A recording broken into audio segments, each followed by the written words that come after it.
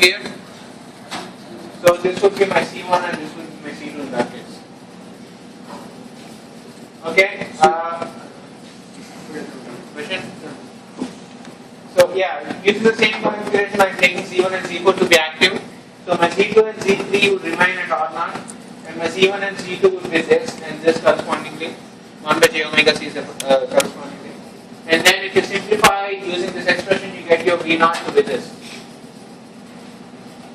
Right? And then your V0 can be written as A of x sine omega c t, where your A of x is this function of x. It's just x by 2d in this case. Right? So, and now this is the modulation part where you have your V input as Vc sine omega ct, and the x is a sinusoid, which is or a cosine wave, which is written like this. So if your x is moving around like this, which is this, then the output would be this. This is nothing but your modulation. You have a carrier signal, you have an input x, and then your V output would be this. Right? You just multiply to both of them, simplify, this is what you will get. Right? There's a question on your homework where they will ask you to plot V out.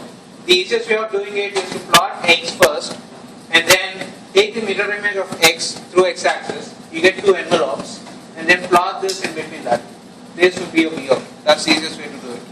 So the envelope of your amplitude would be your x on either sides of x. Right? Is that clear? Right. So this in frequency spectrum would be this. So your x has an amplitude of xtc at 0 omega. It has x at omega x. I'm generalizing it by having more number of amplitudes and more frequencies in here. And then you have your Vc at omega c. It should give you an output equivalent to this. So you have omega c, you have xtc at omega c, and then you have x1 by 2 on either sides of it, where you add and subtract omega x1, and you have x2 by 2 where you add and subtract omega x2. So these are the amplitudes and these frequencies that you put in. Is that clear? Your x has the amplitudes x1, x2, x3, so on at omega x1, omega x2, omega x3. When you put it through your Vc omega sine omega ct, this is what you will get. Is this clear?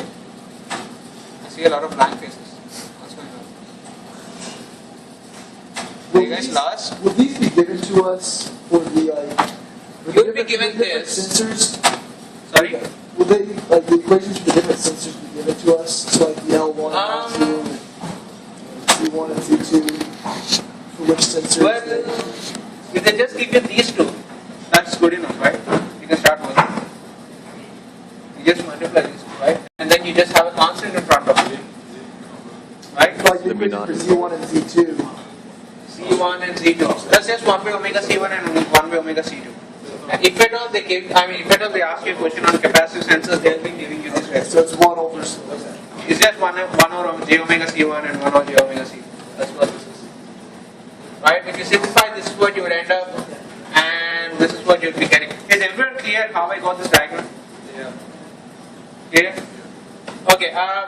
There can be a question wherein they'll just give you this power spectrum and ask you to find the carrier frequency and the frequency of your x. There might be multiple frequencies in your x. So whenever you have this power spectrum, the catch is that whenever you have odd number of lines in there, it means that there is a DC signal, there is a DC part in your x. So if you have a frequency 0 in your x, you'll have odd number of points in here. If you don't have a 0 in there, then you will only have even number of them. Right? Is that clear? Because if your xdc is 0, you won't have this. In that case, how would you calculate the omega c? If you have an xdc, the omega c would be at xdc. But if you don't have xdc, how do you calculate omega c? How do you calculate the carrier signal?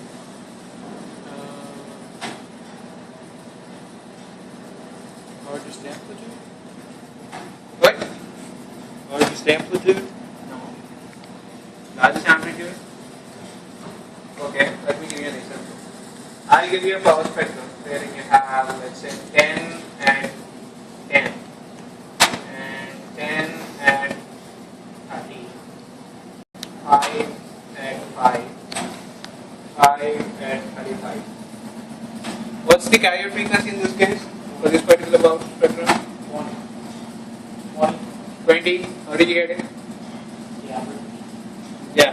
You take the average of these two. You take the average of two of the lines which has the same amplitude. The average of these two will give you the target frequency. If you have a DC signal, you will have something in here. But if you don't have it, you can just take the average of these two. So if you have a DC signal for a DC, Then you have odd number of lines. So the one in between is the carrier frequency. so the one in the middle there will be one there, and that will be the carrier frequency. That will be at your carrier frequency. But how do you know what your DC signal is then? You know what your DC?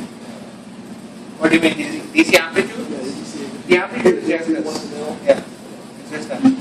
So you can look it up here. It's just XTC in this case. Okay, so the DC will always be the carrier. Well, when you multiply at the carrier frequency, you'll always have XTC in the output. So when you simplify it, this is what you got, right? So at omega c, you'll have the amplitude XTC, Okay. right?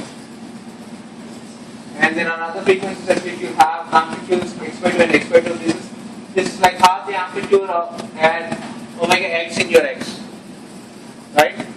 So if you remember this, I guess it will be pretty much clear.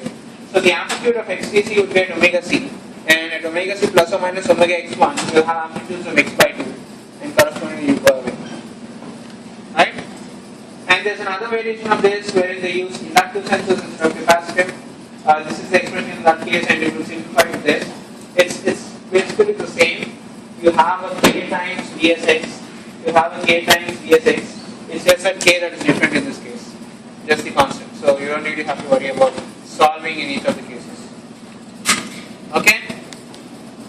Right. Okay. So, real quick, would the amplitude of that middle one, would that be 20 or then, or would it be 10? It won't be anything. Well, It can be anything. oh, okay. But that would be the amplitude of the DC part of the x, whatever the number is. Okay. This is just random numbers, they can be anything. Okay. But this has to be equal to this, and this has to be equal to that. Okay. Okay, now signal plus noise part of it. You have the output wherein you have signal plus noise. You would ideally just need the signal and not the noise, but it's not possible. So, your SNR is defined as the signal power divided by your noise power. This is how you calculate the power of the signal. And most likely, you would be asked to express your SNR in decibels. So don't forget to convert it. You just have to take 10 times log of that. That will give you the SNR in decibels. So take care of your units. Don't mess them up. And the same with your noise as well. And there's something called noisiness, which is defined as the SNR of your input divided by the SNR of your output. So if the noisiness is higher, it means that you have higher SNR in input and lower SNR in output, which means that your system is actually messing up your signal. Yeah. So, just for decibels for this is 10 log, with decibels of 45 to 20 log. Yeah. Why? Well, why? That's how you defined it, and that's how we have to follow it. I guess if you look at the RMS part of it, the power is proportional to the square of the RMS part, RMS value of the signal, right? So if you substitute it in terms of RMS, you actually get 20 log in front of it. It just has a magnitude in there, and these are the magnitudes in here. But the power is actually square times, the square of the magnitudes, right? Proportional to the square of the magnitudes. So it's just 10 in this case and 20 in that case. It's similar. Okay, so yeah, this is the noisiness part. So higher your noisiness, the system is actually messed up. Lower it is, your system is actually better. Okay, is noise rejection taught to you? Or no? Really? Maybe. Fine, fine. He probably rambled on about it for a little while, but You had an homework problem like this, right? In your homework 11, you had a problem like this. The last problem, wherein you have two noise sources, your VCM and the SM, series mode and common mode. Yeah, we did. I didn't notice when I did I it. don't think anyone paid attention, but Okay, and then I think in the problem they also described that you take the output of it, it was an op amp, right? A V positive and a V negative. So the output of this op amp would be this, I don't know if this is making sense to you, because all your class you are taught that the V at your positive terminal would be equivalent to the V at your negative terminal. But it won't exactly be equal. In practical scenario, it would be very small, and this AOL would be very large. That's how op-amps work. So that small difference would be amplified, and that would be your output.